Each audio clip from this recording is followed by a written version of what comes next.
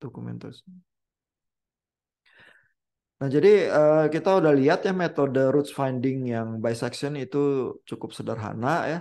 Prinsipnya sederhana bahwa eh, kalau apa ada fungsi itu fx motong sumbu x gitu ya, itu adalah eh, zeros-nya kita sebutnya roots gitu ya.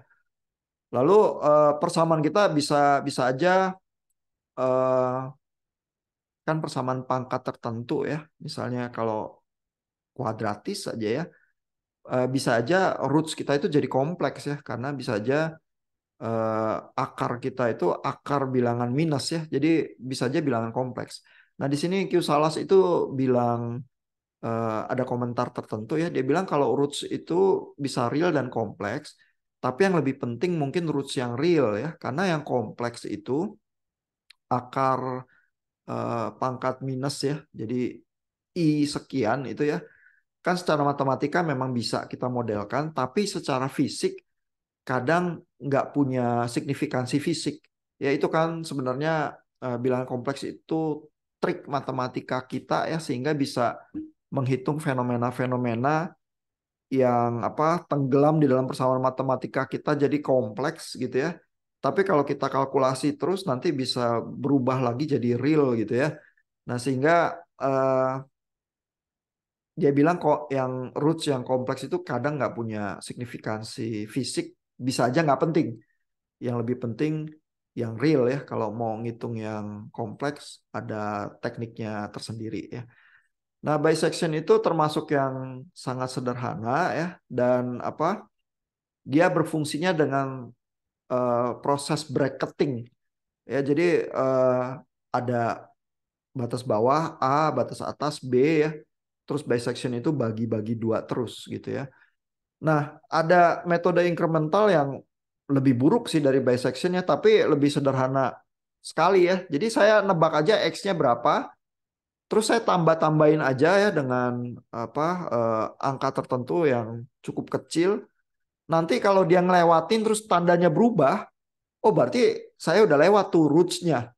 Gitu ya, itu metode namanya incremental search method ya. Tapi ini sangat tidak efisien ya, karena saya mau apa kan saya deket sama root ya. Jadi saya nambahin angka X-nya itu ngincernya dikit-dikit gitu ya. Nah, kalau dikit berarti lama banget ya deketin roots-nya gitu. Jadi ini metodenya sangat tidak efisien ya. Di banyak buku juga nggak dibahas gimana ya. Biasanya memang yang pertama kali dibahas bisection ya, karena sederhana sih, ada brackets bagi dua, ada brackets bagi dua, makin lama makin dekat, lalu ketemu roots-nya gitu ya. Nah, dan apa prinsip itu tadi ya yang ditunjukkan oleh Bu Kathleen dan Pak Nathan juga ya, itu cukup sederhana. Kalau fx2 dan fx3 itu punya tanda yang berlawanan, jadi kalau dikaliin minus, maka roots-nya ada di tengah fx2 dan fx dia antara x2 dan x3 ya, karena kalau dihitung fungsinya yang satu di atas yang satu di bawah gitu ya. Kalau dua-duanya di atas dikaliin jadi plus, dua-duanya di bawah dikaliin jadi plus juga gitu ya. Jadi kalau masih minus berarti masih ada di antara itu gitu ya. Sehingga kalau fx2 kali fx3 minus, maka rootnya ada di antara x2 dan x3. Tapi kalau plus berarti kita nyobainnya fx1 ya. Jadi fx1 sama fx2, kalau minus berarti ada di antara x1 dan x2. Gitu ya. Cara ngetesnya itu ngelihat tanda minus itu karena itu ya. Nah, ini ada codingannya juga disediakan oleh QSalas. Jadi kalau mau tahu Python-nya langsung jalanin bisa pakai QSalas. Tapi bisection itu metode kuno banget ya. Di mana-mana di Google kalau dicari dengan sangat mudah ya. Nah, kan kelemahannya dia lambat ya. Yang lebih cepat apa? Jadi yang lebih cepat eh, satu langkah ya, itu adalah yang berdasarkan metode interpolasi. Ya, interpolasi kita udah belajar di chapter 3 ya. Interpolasi adalah kalau saya punya titik, saya menghubungkan titik itu pakai kurva, itu interpolasi ya. Nah, kenapa interpolasi bisa lebih cepat? Karena kalau saya punya kurva seperti ini ya, misalnya, ya. Terus dia eh, kurvanya bentuknya sih nggak garis lurus ya, tapi pasti motong X di tempat tertentu, ini roots-nya ya.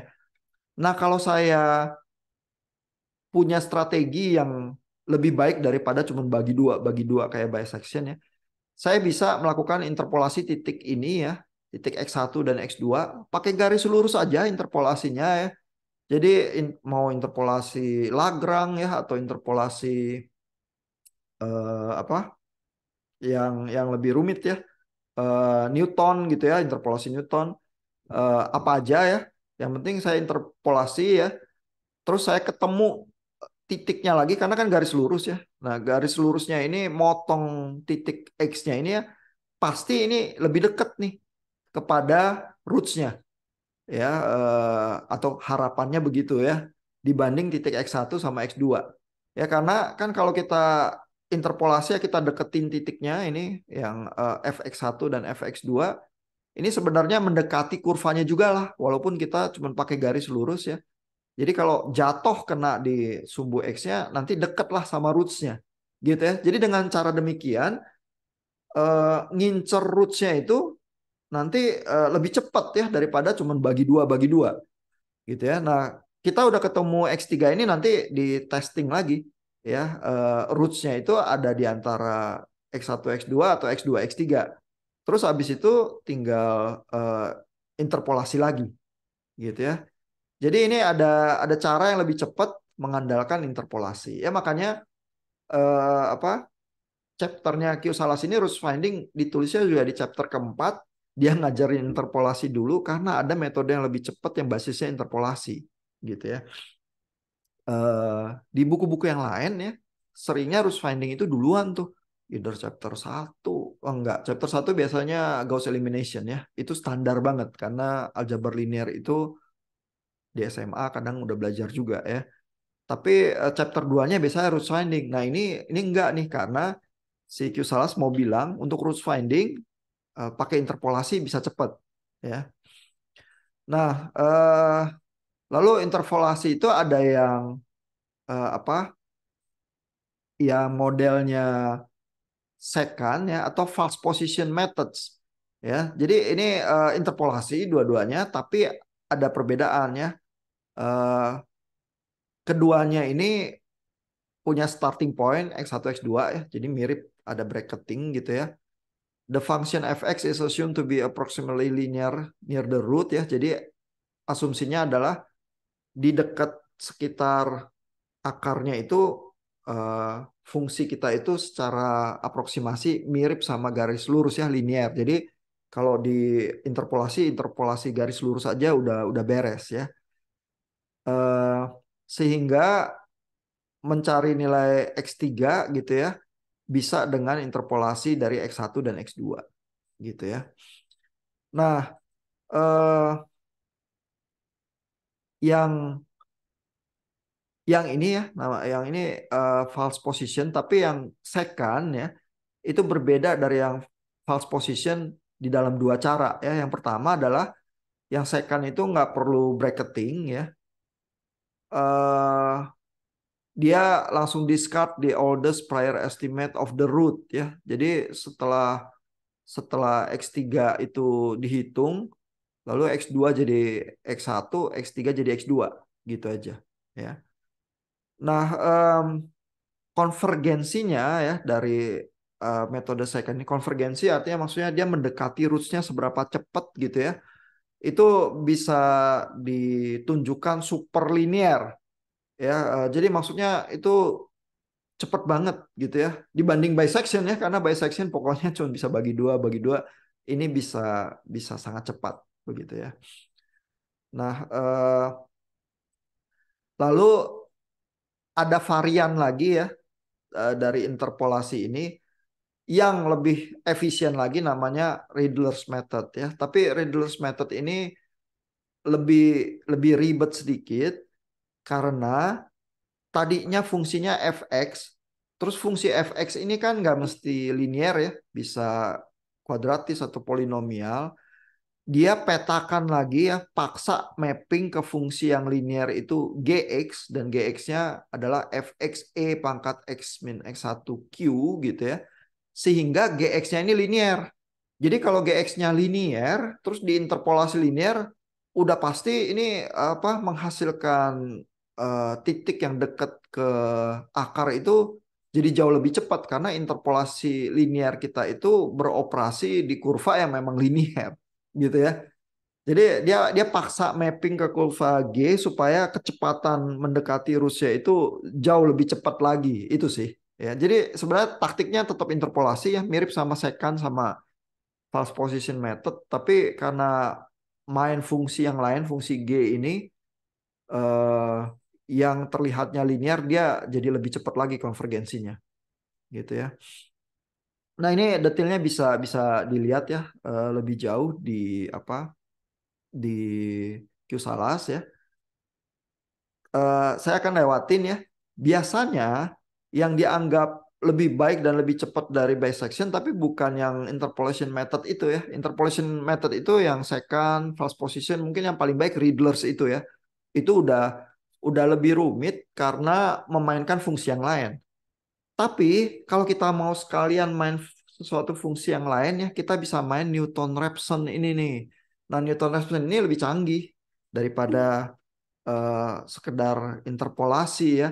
Newton-Raphson ini main turunan dari fx. Ya, jadi f aksen x ini dia harus nurunin fx-nya gitu ya. Nah, itu lebih cepat lagi tuh konvergensinya ya. Jadi kan ini kita semua sebenarnya berlomba cari metode yang lebih cepat daripada bisection karena bisection cuma bisa bagi dua membosankan gitu ya, lambat. Pasti nyampe sih, tapi lambat gitu ya. Nah, yang paling seru Newton-Raphson ini ya karena kalau misalnya kurvanya seperti ini ya, dia punya apa akar di sini ya. Kalau saya interpolasi kan saya perlu dua titik ya, terus saya tarik garis lurusnya, terus nanti motong sumbu X di mana gitu ya. Tapi kalau saya cuma punya satu titik ya, saya nggak perlu loh interpolasi. Saya ambil garis singgungnya aja nih. Langsung garis singgungnya ini nanti motong X di mana ini kan dekat sama rootsnya udah gitu ya. Nah kalau masih jauh ya saya tarik lagi satu titik itu, saya cari lagi tangennya. Nanti akan makin dekat lagi gitu ya. Dan mendekatnya itu luar biasa cepat gitu ya. Lebih hebat daripada yang interpolasi-interpolasi itu. Nah, jadi biasanya kalau nggak puas sama bisection, orang lompatnya ke Newton-Raphson ini nih ya. Di materi minggu depan di Learn itu ada beberapa teman-teman yang gladiator dari tahun lalu bahas Newton-Raphson ya kalau mau mau lihat begitu ya. Nah, tapi Newton-Raphson ini ada kelemahannya dibandingkan bisection ya. Kurang kira-kira bisa nebak nggak, Bapak Ibu, kelemahannya apa Newton-Raphson?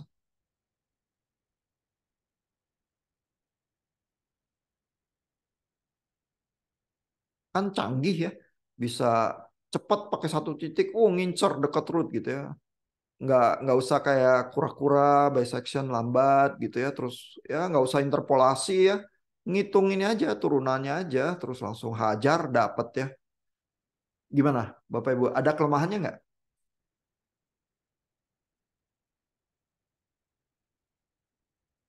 Ada kelemahannya ya. Jadi walaupun ya Newton-Raphson itu konvergensinya cepet banget ya ke root ya, tapi konvergensi globalnya ya bisa buruk begitu ya. Misalnya ya, ini problem yang tipikal banget juga di Newton-Raphson ya. Bapak Ibu akan lihat di buku-buku analisis numerik sering muncul ya. Jadi kalau saya punya kurva kayak gini ya, terus titiknya di sini, terus ketemu tangannya itu apa sial ya bisa dibilang ya, nggak beruntung gitu ya.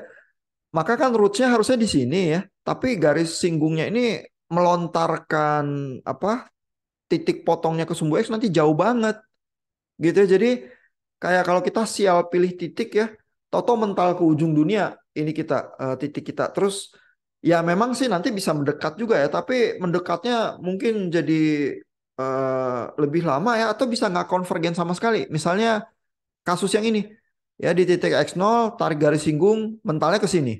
Ya di titik X1 tarik garis singgung lagi mentalnya ke sini gitu ya. Terus makin lama makin jauh nih dari rootsnya justru. Jadi nggak konvergen. Ya bisa aja dia muter-muter, muter-muter, tapi nggak ketemu uh, rootsnya. Tapi kalau pas ketemu, ketemunya bisa jauh lebih cepat ya daripada bisection gitu ya. Nah jadi konvergensi nggak dijamin. Ya. Cepet sih, tapi bisa nyasar gitu ya. Jadi ada plus minusnya itu juga ya. Sama lah kayak waktu kita interpolasi itu kemarin ya. Kalau pakai yang apa polinomial, bisa sih polinomial order tinggi. Berapa aja dia bisa deketin titiknya gitu ya. Tapi nanti dia liar ya terus menggila di ujung-ujung gitu ya. Kalau pakai cubic spline ya cukup pakai order 3 aja terus dia nggak terlalu gila gitu ya interpolasinya gitu. Jadi ada plus minusnya lah ya semua algoritma kita perlu tahu ya ada penyakitnya di mana gitu ya. Nah, terus Newton-Raphson kelemahannya juga adalah kalau pas apa turunannya itu nggak bisa dihitung ya. Ada fungsi-fungsi yang kita sial juga turunannya eh, nggak ada ya. Itu jadi nggak bisa Newton-Raphson gitu ya. Tapi kalau yang interpolasi masih bisa dan masih lebih baik ya daripada yang bisection gitu ya. Nah, codingannya Newton-Raphson bisa juga ada di QSalas bisa dilihat ya. Di banyak tempat di Google juga gampang ya dicarinya.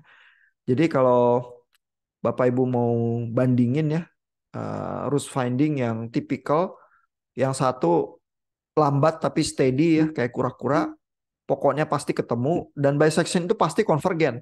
Ya dia nggak bakal ketemu rootnya gitu ya. Cuman dia lambat aja. Kalau yang Newton-Raphson cepet ya, bisa sial tapi bisa nggak konvergen ya, bisa nyasar atau bisa nyasar dulu jauh terus mendekatnya pelan-pelan gitu ya. Jadi bisa ada anomali-anomali yang semacam itu. Nah, mudah-mudahan itu memberikan gambaran sedikit ya apa aja yang ada di roots finding.